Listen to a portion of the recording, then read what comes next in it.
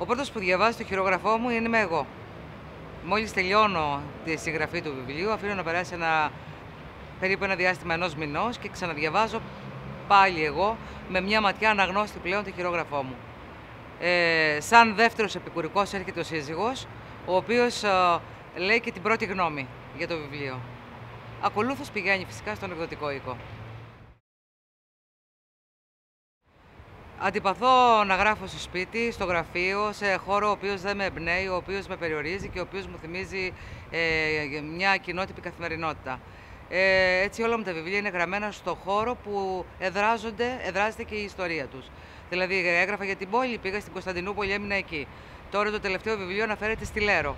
Έμεινα 3,5 μήνες στη Λέρο, όπου εκεί γράφτηκε και το βιβλίο.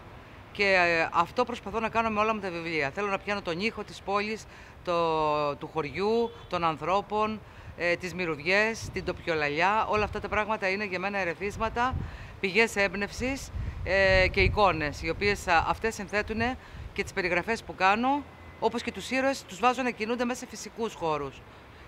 Πιστεύω ότι το γραφείο θα με περιόριζε πάρα πολύ. Το βλέπω όταν κάνω την επιμέλεια του κειμένου. Και έτσι το αποφεύγω όσο μπορώ. Το σπίτι δηλαδή το αποφεύγω όσο μπορώ.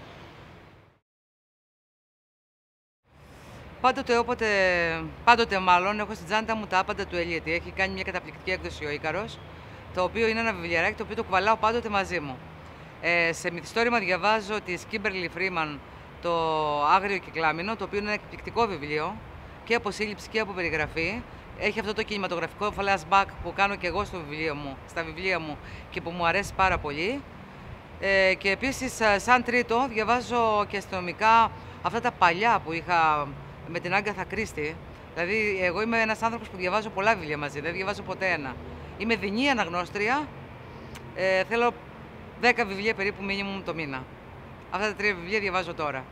Διαβάζω δηλαδή τους 5 μικρούς νέγρους της Άγκαθα, το Άγριο Κυκλάμινο και φυσικά πάντα Ελίτη, ο οποίος Ελίτη σε μένα αποτελεί για μένα πηγή έμπνευσης.